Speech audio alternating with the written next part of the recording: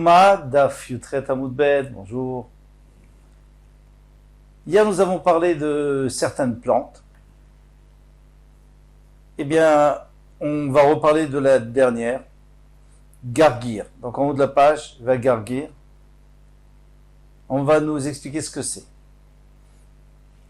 Viyatsa Echad El Asadel la Ketorot. Donc, ici, il s'agit des Béné Anevim, les enfants des Nevim, qui étaient avec Eli à Cohen. Et il y avait la famine. Ils avaient trouvé de quoi manger. Et ils envoyaient un jeune aller chercher du Gargir. Oroth, on va voir, c'est Gargir. On va voir pourquoi ça s'appelle Oroth, les lumières. Et lui, il est parti, il s'est trompé, il a apporté autre chose qui était du poison. Et il l'a mis dans la casserole. Et alors, quand ils ont vu goûter, ils ont vu que c'était amer. Ils ont eu très peur, ils ont demandé à Elisha. Elisha leur a dit, mettez de la farine dedans, et ça va s'adoucir.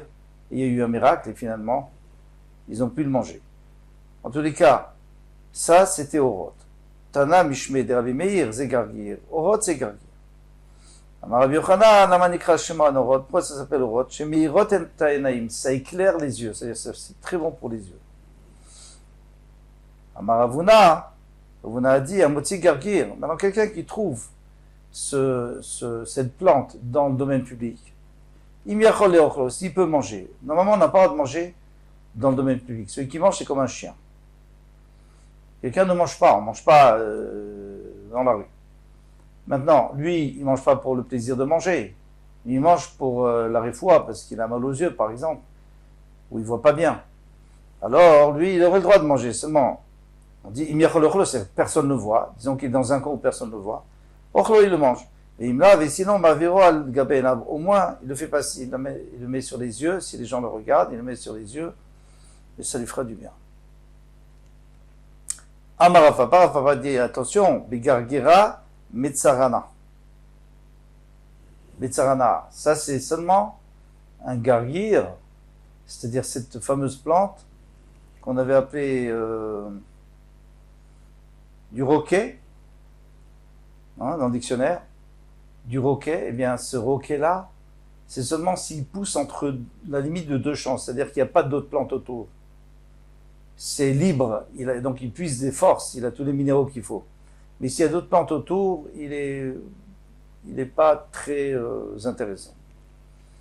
Amar Rav Gidal Amar Rav Gidal dit au nom de Rav, Arsanaï, quelqu'un, puisqu'on avait parlé du Kohen Gadol qui ne devait pas manger des œufs, on avait apporté plusieurs choses, pas seulement les œufs, mais les œufs, tout le monde avait apporté les œufs. Apparemment, les œufs, pas apparemment, c'est sûr que les œufs, ça peut entraîner Shirvat Zera, les Vatala, c'est-à-dire ça peut entraîner qu'il y ait des écoulements pendant la nuit.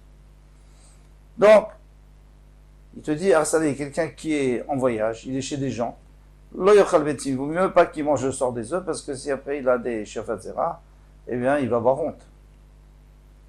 Velo Ishan Betalito chez Balabaïti, il ne doit pas dormir avec le vêtement du Balabaït. Alors, il s'habille avec des draps la journée, et puis la nuit, il dormait avec les draps. Alors, il ne doit pas faire ça, parce que s'il y a de la Shirvat Zera dessus, eh bien, le Balabaït, il va avoir une drôle d'idée de lui.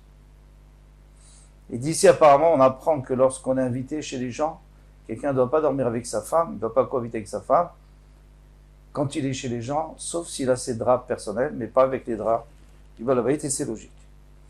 Rav Kimikla et Darshish. Et puisqu'on parle déjà de Shirvat Zera Levetala, c'est-à-dire les écoulements nocturnes, eh bien, Rav, quand il arrivait à Darshish, donc c'était une ville où il avait l'habitude d'aller, Machis, il annonçait, Man Havia Leyoma, qu'est-ce qui veut se marier avec moi le temps où je suis dans cette ville? Je dois rester dans cette ville 10 jours, 20 jours, un mois. Est-ce qu'il y a une femme qui serait d'accord de se marier avec moi pour ce temps-là, et puis après je la divorce? Comme ça, il est sûr que il n'aura pas, c'est sûr qu'il a sa femme avec lui. Parce qu'apparemment, sa femme ne pouvait pas venir avec lui. Alors, Nachman, Kadmikala, les Shchansif, lorsqu'il est dans cette ville de Chansif, où il allait souvent, Machis, alors il proclamait, Manavir Lema, qu'est-ce qui veut se marier avec moi le temps où je serai là? Bien que Yoma, ça veut dire le jour, mais ici, ça veut dire les jours où je serai là. Vatania, alors là-dessus, il y a une braïta qui dit qu'on n'a pas le droit de faire ça. Pourquoi? Rabbi Eliezer ben Yaakov Omer, Lo Issa Adam Yisha Bemdinazu, Un homme, il ne doit pas se marier dans un pays ou dans une contrée, et puis après, il est dans une autre contrée. Donc lui, il n'habitait pas dans cette ville, il habitait autre part. Donc il avait sa femme, il avait ses enfants. Maintenant, il va se marier ici, il aura sa femme et ses enfants. Et peut-être que ses enfants vont se rencontrer, ils ne sauront pas qu'ils sont des frères et sœurs.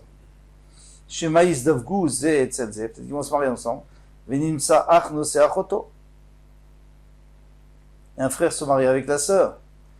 Ou Madekola Olam Kulo Mamzerut, il va avoir des Mamzerim.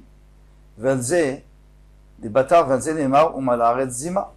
Et là-dessus, il est écrit que la terre va se remplir de Zima.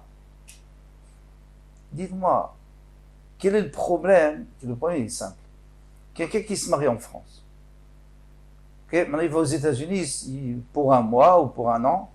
Il se marie une deuxième fois là-bas avec une femme et puis il la divorce. Donc il a des enfants en France et aux États-Unis. Quand il revient en France, eh bien, ces enfants de France, ils savent pas du tout qui sont leurs frères et sœurs, bien entendu, puisqu'ils habitent je sais pas où, aux États-Unis et n'importe où. Alors, ils risquent de les rencontrer un jour et de se marier avec eux. Ah, le problème c'est qu'ils ont le même nom, alors quoi? Et des Cohen, il y en a des millions. Même des Lévi ou même tous les noms.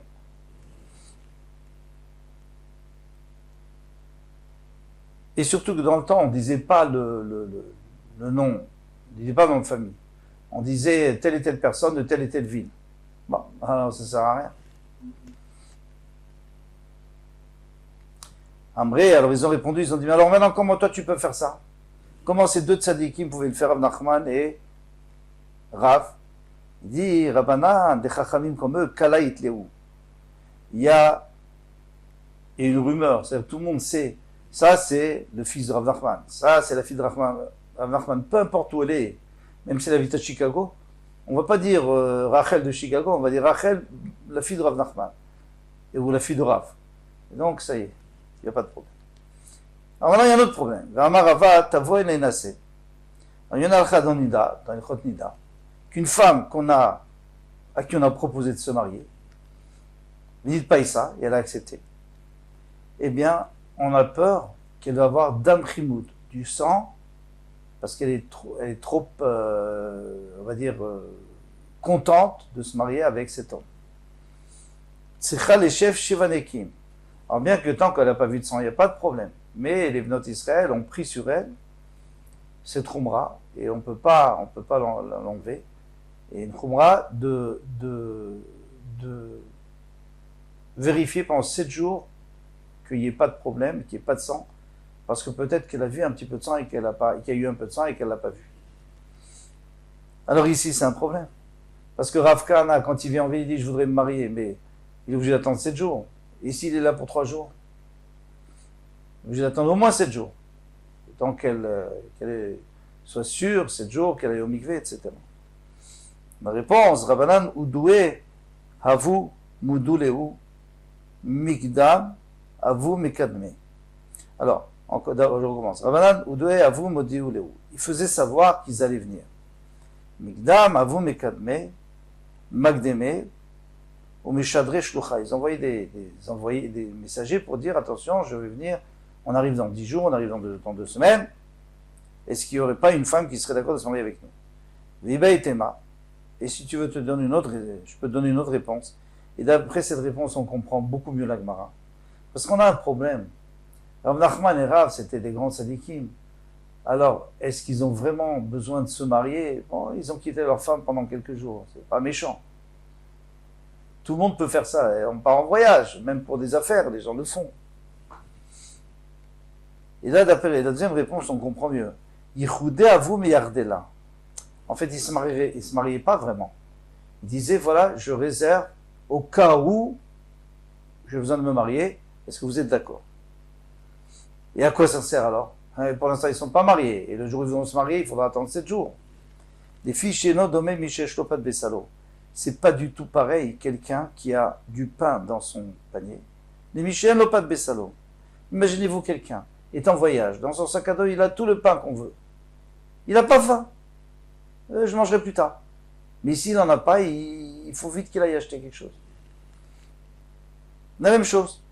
Quelqu'un sa femme est loin, alors ça l'embête d'être loin de sa femme et il peut avoir des mauvaises pensées. Mais s'il a une autre femme et il sait que il pourra la marier, même s'il ne va pas la marier tout de suite, même s'il ne va jamais la marier.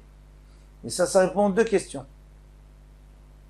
Il n'y aura pas de problème de frères et sœurs qui se marient ensemble et il n'y aura pas non plus de problème de 7 jours. Et à part ça, il n'y aura pas non plus de problème. Pourquoi ils l'ont fait? C'est normal. Parce que l'Itzhara est là, et pour le combattre, eh bien le mieux, c'est d'avoir pas de Bessalo, d'avoir une expression du pain dans son panier. Et voilà, on va passer. Et c'est pour ça d'ailleurs que c'est très important pour un jeune Bachour de se marier, parce que personne ne peut dire combien de temps il va résister à son Yetzirara. Donc il doit se marier. Une fois qu'il est marié, ça va. Bisaro, Zikne Bedin, les Zikne Keuna. Maintenant, on a terminé avec les Zikne Bedin. Les Zikne Bedin, ils lui ont appris la Voda, tout ça. Maintenant, il faut le transmettre aux anciens de la Keuna. Et qu'est-ce qu'ils font ces Zikne Keuna? Ve'elu Bet Aftinas. Ils les faisaient monter dans la maison de Aftinas. Est-ce que c'est la maison d'Aftinas ou la Lishka d'Aftinas? Aftinas, c'était une famille. C'est eux qui faisaient la Ketoret. Et lui, il doit s'entraîner à la Ketoret. D'accord. On a Khafina. Khafina, ça veut dire qu'il devait prendre une poignée de Ketoret, mais il devait enlever tout ce qui dépassait par le pouce et tout ce qui s'est dépassé par le petit doigt. C'était assez compliqué, il devait s'entraîner.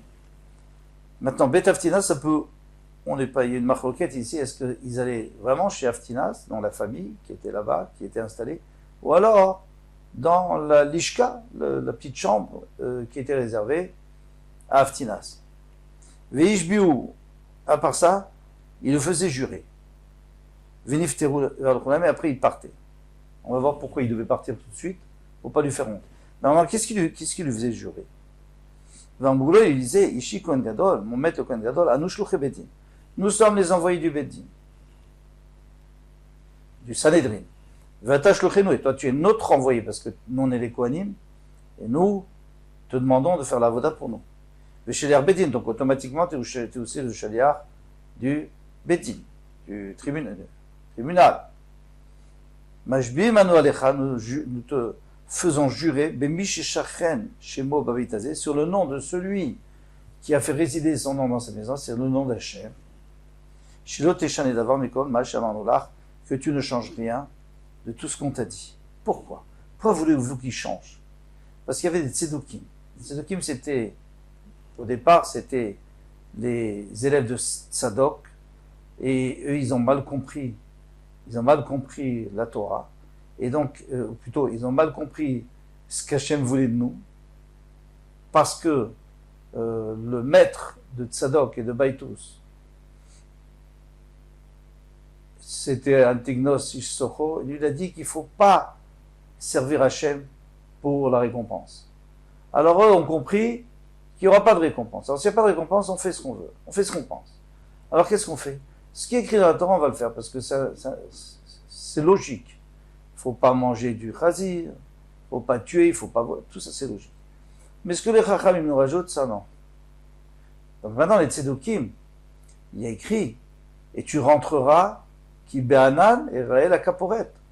Tu rentreras, alors ils ont compris qu'il faut rentrer au Kodesh Kodashim avec la nuée, la fumée de Ketoret. Donc j'allume le Ketoret en dehors, eux ils allumaient le Ketoret avant de rentrer. Et ils rentraient avec au Kodesh Kodashim. Mais les Chachamim nous ont dit, mais non, c'est une fois à l'intérieur que tu mets le Ketoret sur, parce qu'il avait le Ketoret dans une main et la pelle avec des braises dans l'autre main. Et il mettait le Ketoret, il versait le Ketoret à l'intérieur. Donc les Chachamim, ils ont appris, on verra tout ça dans le Marab et Satachem. En tous les cas, on me faisait jurer qu'il fasse comme ça, parce qu'on ne pouvait pas le voir. Il pouvait faire ce qu'il voulait, on ne pouvait pas rentrer avec lui, c'est ça le problème. Après, vous pour le Chouboché, lui, donc il les quittait, il pleurait, parce qu'il avait honte qu'on les soupçonnait, parce que la majorité du temps, il n'était pas un Tzedoki, un Saddukéen. Même pour Shimobochim, et eux aussi, ils pleuraient parce qu'ils avaient soupçonné quelqu'un à tort. Il y a écrit celui qui soupçonne quelqu'un à tort, il sera puni. Donc, Et à part ça, pourquoi il s'est éloigné? Pour pas le voir, pour pas lui faire honte, comme on a dit. Yimaya Chacham. Maintenant, admettons qu'il soit un Chacham, ce Kohen Gadol. On a terminé. Maintenant, il faut rester éveillé toute la nuit. Et ça va pas être facile. Pour pas qu'il s'endorme et qu'il puisse savoir de la Touma. Doresh, lui-même, il fait des drashot, il explique aux gens, il fait un shiur. Comme ça, il s'endort pas. Vim lav talmidei chachamim. Vim lav. Et sinon, si lui-même il n'est pas chacham, talmidei chachamim dorshim lefanav. Donc, on demande à des talmidei chachamim, des érudits, de faire une dracha, de lui expliquer, de discuter avec lui. Vim ragil ikrot koreh. S'il a l'habitude de lire dans le Tanakh, alors laisse-le lire ce qu'il veut, ce qui l'intéresse, pour pas s'endormir. Mais il me lave, et sinon, malheureusement, il est ignorant. Korim Lefanav, on va lire devant lui. On va lui faire la lecture. Vema Korim Lefanav. Et où est-ce qu'on lit? Beyov, Bezra, dans le Sefer de Yov, de Ezra, ou Bedivrei Yamim, parce que il y a beaucoup d'histoires, donc ça va le laisser éveillé. Zechariah ben Kevutal, Omer, Zechariah ben Kevutal, qui était un chacham, lui dit, parmi Marvé plusieurs fois, Karati les Fanaf, ben Daniel. J'ai lu devant lui dans Daniel. Alors bien sûr, il était au deuxième Beth Amikdash, et on sait qu'au deuxième Beth Amikdash, malheureusement, il y avait des Kohanim Gdolim qui étaient tout à fait ignorants, et qui avaient payé pour être là, à cet endroit-là. Voilà, comme tout va demain, Bezrat Hashem.